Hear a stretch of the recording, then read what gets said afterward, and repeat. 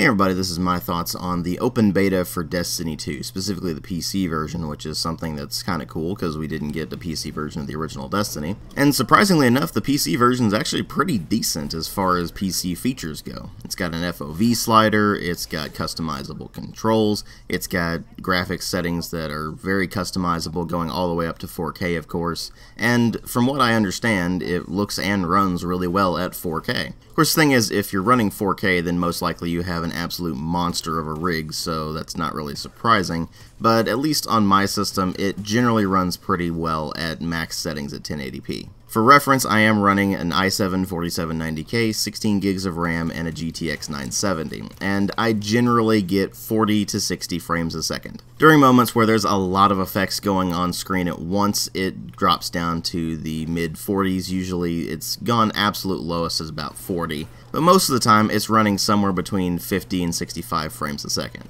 Obviously, this being the open beta, the game is not fully optimized yet, and I am running outdated drivers, so that may have something to do with it, but that's pretty decent for an open beta, especially one where the developer hasn't worked on a PC game in a very long time. And by that I mean, unless you count Oni, which was developed by Bungie West, it was a sub-studio that only lasted for one game. The last game that Bungie directly developed for PC was Myth 2 Soulblighter in 1998. And before you say something, no, they did not do anything with the PC port of Halo Combat Evolved or Halo 2. Halo Combat Evolved was ported by Gearbox Software, and Microsoft was the one that ported the PC version.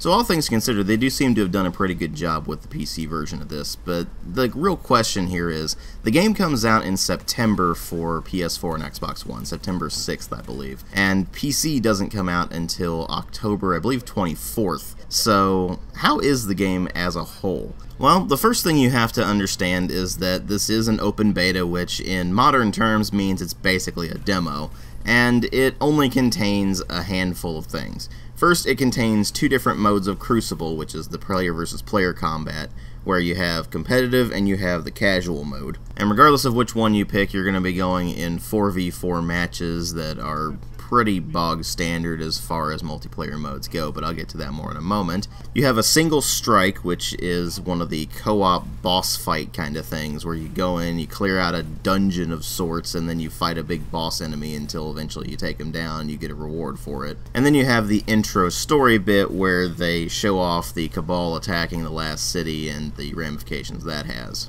You do get to select your class. The three classes from the previous game do return. That's Titan, Hunter, and Warlock. But you don't get to customize the appearance of any of them. The only way you can change how your character looks is by finding gear when you're playing the beta and just applying that to your character. Obviously that's something they'll implement in the full release, so I'm not really worried about that too much at the moment. I'll see how it is when the full game comes around.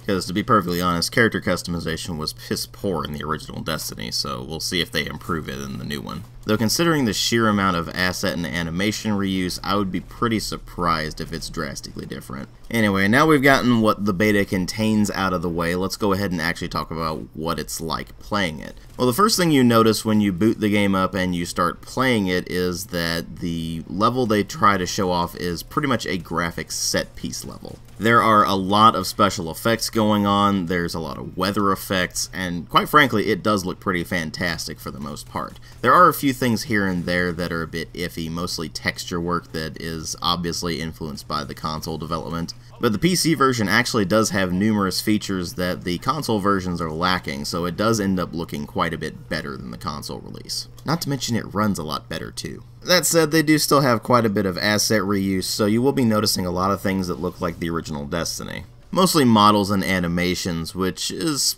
actually kind of okay because the models and animations in the original Destiny were mostly fine. This does have the side effect of making the game look like the original Destiny though, and not in the good way. It'd be fine if it looked thematically the same and aesthetically the same, but instead it ends up looking like they just copy-pasted stuff from the original Destiny, and when you do that, it makes you look kinda lazy.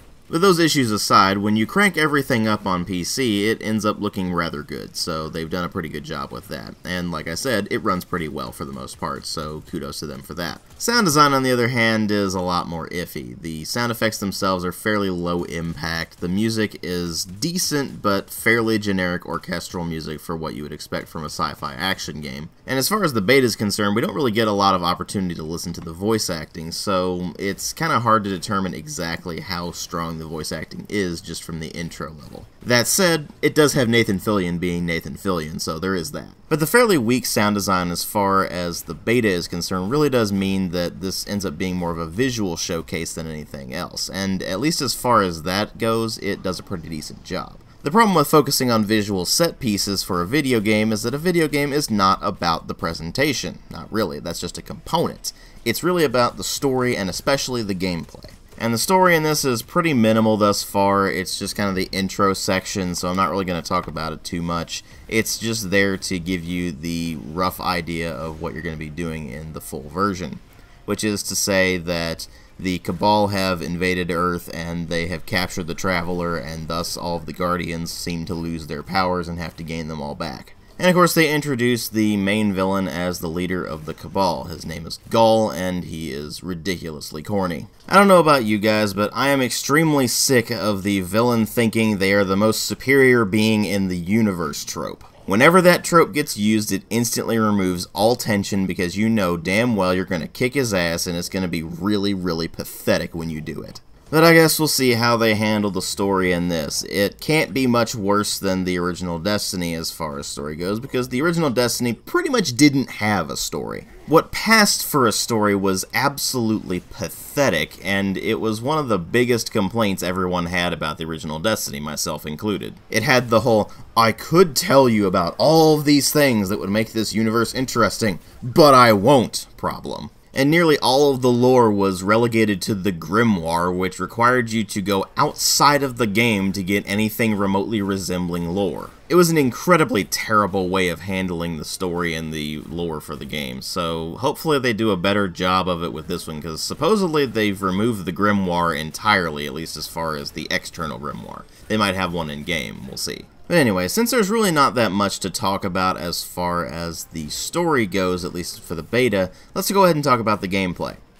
Or you could just watch my original Destiny review, because the gameplay is nearly identical. It's still a first-person shooter where you play as one of 3 different classes, Hunter, Titan, and Warlock, and you have 3 weapon slots, although they did change the way the weapon slots function. Instead of a primary weapon, a special weapon, and a heavy weapon, now you have a kinetic weapon, which is just a weapon without any elemental effect applied to it. You have an energy slot, which is used for weapons that do have elemental effects, and you still have the heavy weapon slot. The gunplay is still relatively meaty compared to most other looter shooters out there, so there is that, although it does seem like they lowered the recoil pretty considerably in this. It may just be because I'm on keyboard and mouse now and I'm much better at controlling recoil on that, but it feels like the recoil in the original game was a bit more severe. It may just be what we were given access to during the beta. We'll have to wait and see on that, I guess. When you move beyond the basic shooting mechanics, you still have the class designs where every single class has a grenade ability as well as a super ability,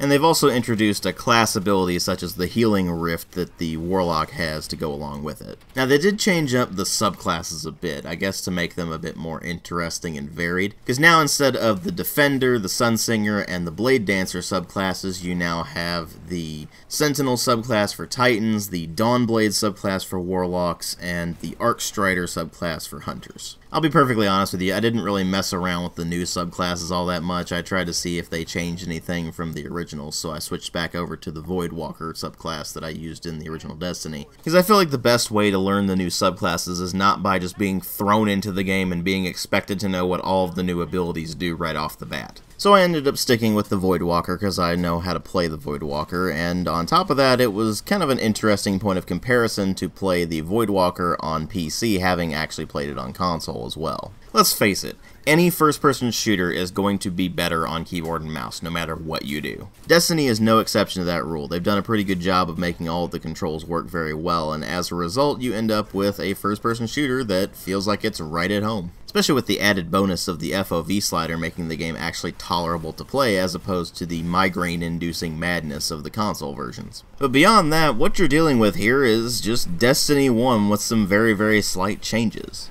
If you downgraded the graphics of Destiny 2 enough to where they were on par with the original game and you put them side by side, I doubt your average gamer would be able to notice a difference if they hadn't played one or the other before. This has me concerned with the final product because the core gameplay loop of the original Destiny was rather monotonous and ultimately boring because you were just sitting there running through shooting tons and tons of generic enemies over and over and over again, only to be given a minimal amount of loot that really wasn't very good and be treated to a game that has almost no story whatsoever. Supposedly they're going to be improving the lack of story problem that the original game had in the sequel, but we'll just have to wait and see on that. As for the core gameplay loop, it seems almost identical, although they do seem to be much stingier on loot this time around, although that may just be a result of this being the open beta. In the original game, you could actually get quite a bit of loot from just running around shooting stuff, but in this one, I only got loot at the very end of activities. I don't know if this is something that'll be in the full game, but if it is in the full game, that would mean you put in quite a lot of work for not much payout. I guess we'll just have to wait and see on that, but as far as a general assessment of the open beta goes, I wasn't really all that impressed with it beyond the simple fact that the PC version isn't garbage. It's just too similar to the original Destiny. All of the changes made were barely even noticeable for the most part. Crucible is still the same mess that it always was. I mean, the PvP in Destiny 1 was garbage, so it wasn't really surprising when I booted up the PvP in Destiny 2 and found out it's garbage too, just with 4v4 in all the modes instead of 3v3 and 6v6. Single-player content is still pretty much exactly the same as the original Destiny, just with more cinematic storytelling going on. And by that I mean, hey, there's more cutscenes now, because that's what we really wanted out of Destiny, right? Is more cutscenes. Woo. And then when you move over into the strike that they put into the beta, it's exactly the same as any other strike from the original Destiny. You team up with 2 other Guardians and you run around, shoot a bunch of the generic enemies, and then you have a bullet sponge boss at the end of the whole thing. Meaning that if you haven't played the original Destiny, then this will be a fresh experience for you, so to speak. But if you have played the original, then it's just once more same as before. So if you played the original Destiny and couldn't stand it, then you won't be able to stand Destiny 2 unless the only thing that was preventing you from enjoying it was the fact that it wasn't available on PC. But even that they had to go and mess with, because the only way you can get this game is via digital download. If you decide to get a physical copy, all it contains is a card with a download code on it. And then you have to have a Battle.net account through Blizzard, which means that if you don't have Warcraft, StarCraft, Diablo, or Hearthstone, etc., then you're going to have to set up yet another account with yet another launcher, and you're going to barely use the damn thing. You may well ask, well, why didn't they just put it on Steam like they do with all of the Call of Duty games, to which the only answer I can provide is money. Activision owns Blizzard, which means that if they decide to put Destiny 2 on the Blizzard launcher, that means they get all of the control over it. If that doesn't scream cash grab, I don't know what does. I guess we'll just have to wait and see how it all goes to see if Destiny 2 is actually an improvement over the original game in any real significant manner, but I don't really expect much out of it now that I've played the open beta. If you like the original Destiny, you'll probably like Destiny 2. If you didn't like the original Destiny, you'll probably not like Destiny 2. It's pretty much that simple. I will, of course, take a look at the full game once I get the chance, but until then, let's just say I'm not looking forward to Destiny 2. Thanks for watching. I'll catch you all in later videos.